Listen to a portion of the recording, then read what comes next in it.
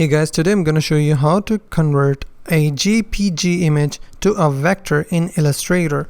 First of all, you have to find a picture. For example, I have a picture in a format. For example, I will right click on it. I will select open with and I will select Adobe Illustrator.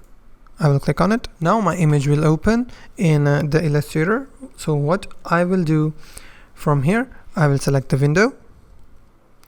And from here I will select image trace.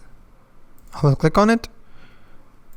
From here I will change the preset from default to high fidelity photo.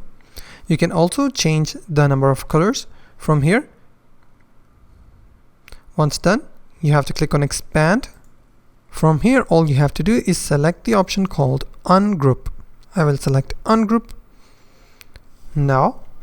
Now you can easily manipulate the image using these vectors, or you can do anything with the image. And that's how to convert JPG image to a vector in Illustrator. If you find this video helpful, please hit the like button and also don't forget to subscribe.